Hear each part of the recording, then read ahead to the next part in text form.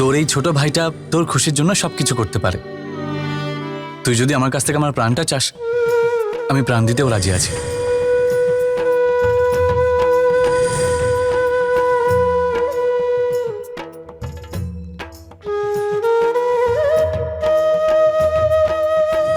কেন চলে গেলি তুই? আমাদের সবাইকে ছেড়ে। আমাদের কথা ছেড়েই দিলাম, কিন্তু একবার সুমনের কথাটাও ভাবতে পারলি না তুই? কি করে মেনে নেবে ওইটা? জীবন্ত লাশ হয়ে গেছে ও। এই দায়িত্ববোধ শিখেছিস তুই? নিজের জীবনের ছোট বড় সব সিদ্ধান্ত আমায় জিজ্ঞেস করে নিতিস। এই সিদ্ধান্তটা একাই নিয়ে নিলি।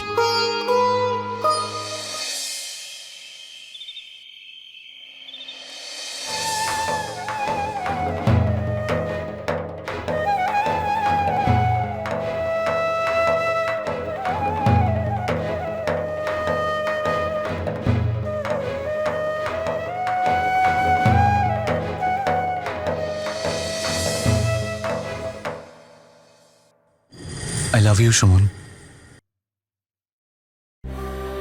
আমি তোমাকে ভীষণ ভালোবাসি।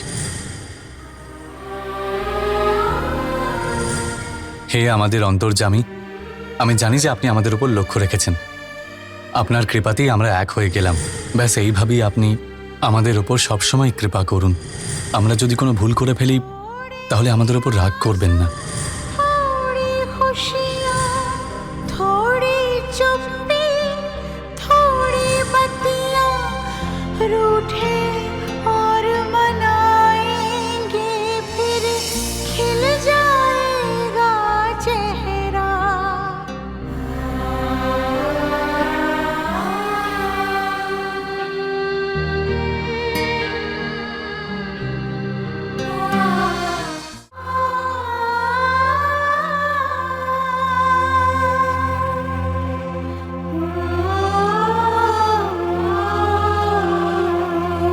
মা,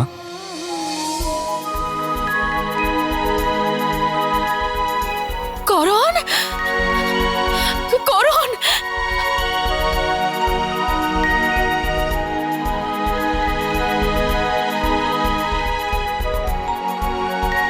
আমাকে ছেড়ে দিয়ে কোথায় চলে গেছিলি?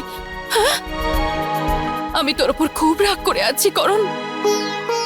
সরি মা। মা, আর রাগ করে থেকো না প্লিজ। আর আমি তোকে কোথাও যেতে দেব না। আমাকে তুই খুব কাঁদিয়েছিস বাবু। কোনো বাচ্চা তার মাকে এইভাবে কাঁদায় নাকি?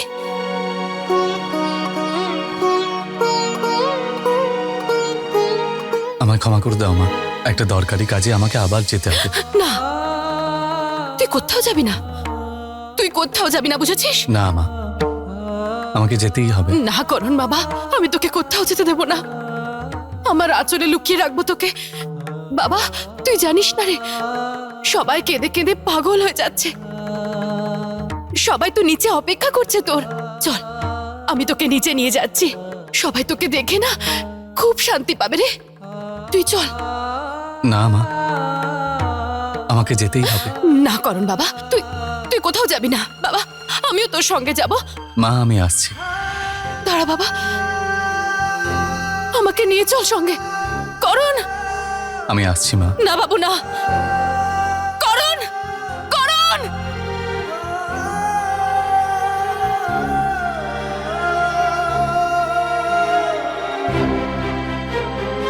করণ, দাঁড়া করণ, দাঁড়া করণ, দাঁড়া তুই। মা, করণ মা। দাঁড়া। করণ, করণ চলে গেল। কার্তিক বাবা, করণ চলে যাচ্ছে রে সোনা। ওকে আটকা রে। মা, তুমি নিজেকে একটু সামলাও। করণ আর কখনো আসবে না। না না কার্তিক, ও এক্ষুনি আমার সঙ্গে দেখা করে গেল। ও বলছে ওর খুব দরকারি কাজ আছে, সেই জন্য চলে গেল। কার্তিক, ওকে খুঁজে এনে দে না। দেখ না, ও এখানেই কোথাও আছে। মা, দয়া করে তুমি নিজেকে একটু সামলাও। তুমি নিশ্চয়ই স্বপ্ন দেখেছ যে মারা যায় সে কখনো ফিরে আসে না। এটাই সত্যি। এই সত্যিটাকে তোমাকে মেনে নিতেই হবে মা। কি করে মেনে নেব কার্তিক? আমি যদি এই কথাটা বিশ্বাস করে নিই তাহলে আমি মরে যাব কার্তিক, আমি মরে যাব মা, কার্তিক। তুমি যদি এইভাবে কষ্ট পেতে থাকো তাহলে করণের আত্মাও যে ভীষণ কষ্ট পাবে মা। অন্তত করণের আত্মার শান্তির জন্য নিজেকে বোঝাও, এইভাবে ভেঙে পড়ো না। আর আমার শক্তি নেই রে কার্তিক। ব্যাস আমাকে শুধু এই আশাটা নিয়ে বাঁচতে দে কার্তিক, যে করণ ফিরে আসবে। ও ফিরে আসবে না মা, আর তোমাকে শক্ত হতে হবে। তুমি তুমি যদি এরকম করো তাহলে তোমার শরীর খারাপ হয়ে যাবে মা। যদি তোমার কিছু হয়ে যায় তাহলে এই সংসারটা শেষ হয়ে যাবে মা। কেউ নেই ওখানে, শোবে চলো, এসো।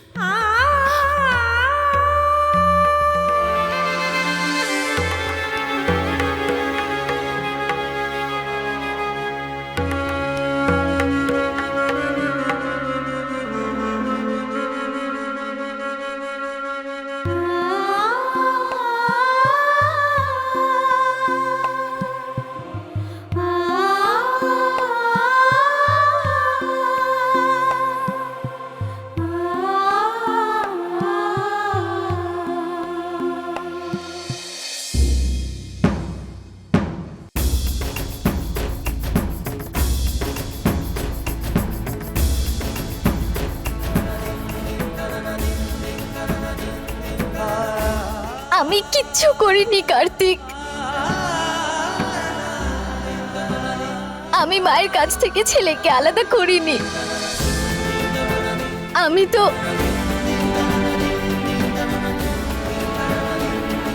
তো নিজেই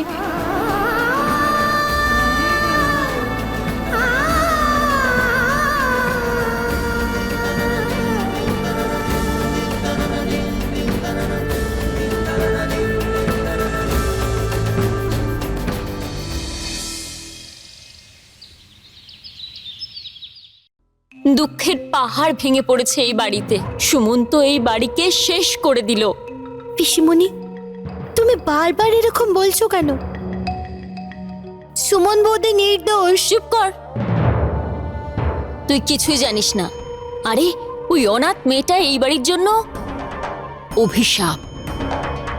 এখন তো ও শুধু করণকে খেয়েছে, আর যদি এ বাড়িতে বেশি দিন থাকে জানি না কাকে কাকে খেয়ে নেবে। আমার তো ভয় হয় যে এই 13 দিনে আবার কোনো দুর্ঘটনা না ঘটে। তুমি ঠিকই বলছো বিদ্যা, 13 দিন তো ওকে এখানেই রাখতে হবে, তা না হলে 13 দিনের কাজ কি করে হবে? এটাই তো বুঝতে পারছি না যে কি করি। হ্যাঁ, সুমনকে গোয়াল ঘরে রেখে দেব। বিদ্যা, সুমনের প্রতি তোমার যে মনে রাগ আছে সেটা আমি অনেক দিন ধরেই দেখছি।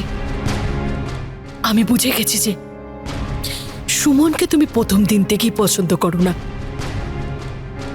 আর এখন বিপদের সময় সুমনকে অপয়া প্রমাণিত করে কাদম্বরীর মনে ঘৃণা জন্মাতেও তুমি সফল হয়েছো। হ্যাঁ বৌদি, তুমি তো এরকমই বলবে।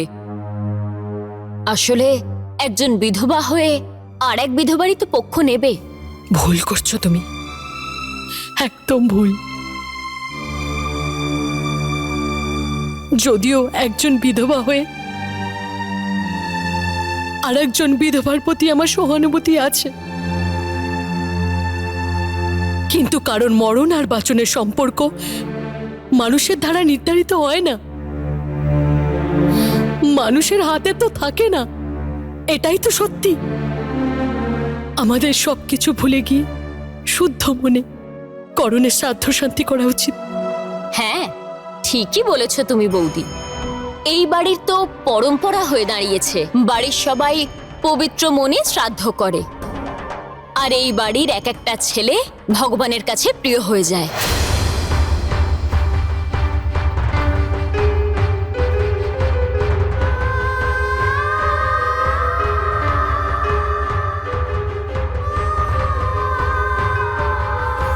সত্যি কথা না, তীরের মতন বিঁধে যায় মনে। কিন্তু আমি তো এরকমই, সবসময় সত্যের পাশেই থাকি। কাঞ্চন, সুমন কোথায়? ঠাকুরমশাই ওকে ডাকছেন। একটা কাজ কর, তুই সুমনকে নিয়ে আয়, আমি কাকিমাকে নিয়ে আসছি। হ্যাঁ গুড্ডি দিদি।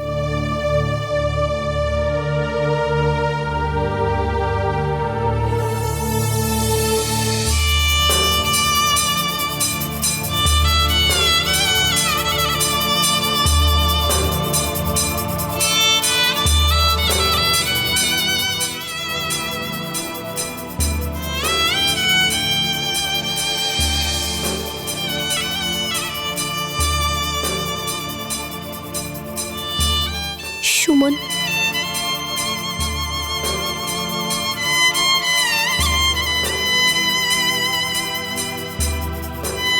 পুরোহিত মশাই অপেক্ষা করছে, চলো। কাঞ্চন, তুইও কি আমাকেই দোষী ভাবছিস? কে দোষী এটা তো ভগবানই জানেন, কিন্তু হ্যাঁ, আমি এইটুকু শুধু জানি যে করণ দাদা আমার কাছে যতটা আপন, ততটাই তোর কাছে।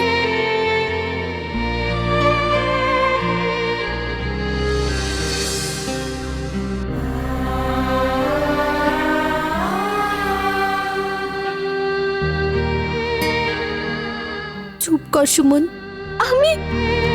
আমি করণকে কিভাবে মারতে পারি বল?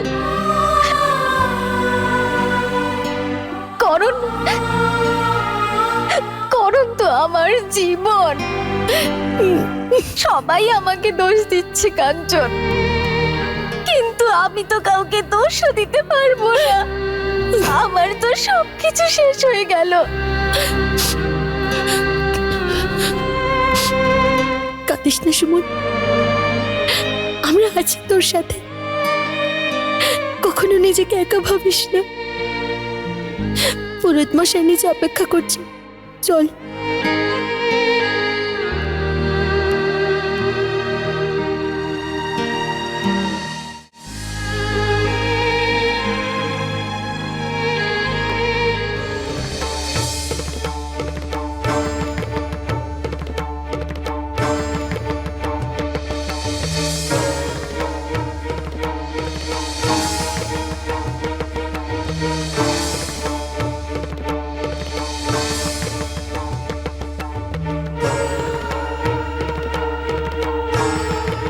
মা,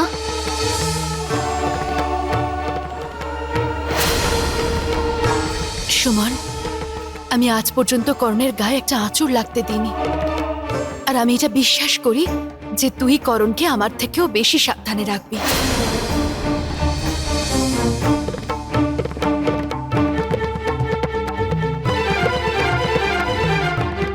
খবরদার যদি নিজের মুখ থেকে পবিত্র শব্দ বের করেছিস। মা, আমার কি ভুল বলুন? ভুল তো আমি করেছি যে তোকে এই বাড়ির বৌমা করে নিয়ে এসেছি। না আমি তোকে এই বাড়ির বৌমা করে নিয়ে আসতাম, আর না আমি আমার ছেলেটাকে অকালে হারাতাম। না মা, করণের মৃত্যুতে আমার কোনো দোষ নেই। আমি তো করণকে নিজের প্রাণের চেয়েও বেশি ভালোবাসি। দয়া করে এরকম বলবেন না মা। আমাকে মা বলে ডাকবি না। আমার ছেলেটাকে আমার থেকে কেড়ে নিয়ে এখন আমাকে মা বলে ডাকছিস? লজ্জা করে না তোর? বৌমা, মা, এতে আমার দোষ কোথায়? সব তোরই দোষ। জন্ম হতেই নিজের মা বাবাকে খেয়েছিস তুই, বিয়ের পরে নিজের স্বামীকে খেয়ে নিলি, এবার কে জানে এই বাড়িতে থাকলে আর কাকে কাকে খাবি। আমি তো তোর চোখে আনন্দ দেখতে চেয়েছিলাম রে, আর তুই সারা জীবনের চোখে জল দিলি আমায়। না না মা, আমাকে মা বলে ডাকবি না। যেদিন আমার ছেলেটাকে তুই ফিরিয়ে নিয়ে আসতে পারবি, সেই দিন এই অধিকার আমি তোকে দেব।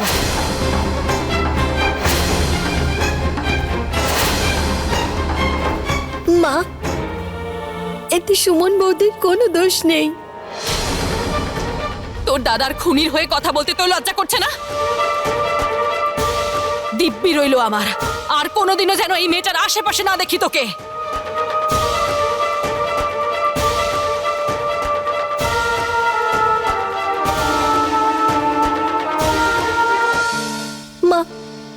নিজেকে সামলাও। তুমি আমাকে দিব্যি দিয়েছিলে না, আমি তোমার দিব্যি কি করে ভাঙবো? আমি আজকে পর সুমনের সাথে দেখা করব না। আপনারা সবাই আমাকেই দোষী ভাবছেন।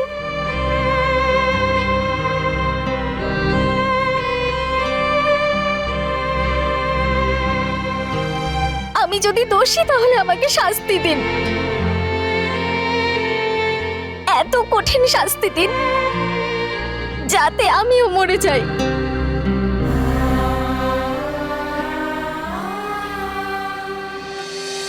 আমাকে শাস্তি দিন ঠাকুমা। মা, একে বলে দাও আজকের পর থেকে আমাকে যেন মা বলে না ডাকে। আমি এর অপয়া মুখটা আর কখনো দেখতে চাই না, এ যেন আমার সামনে আর কখনো না আসে।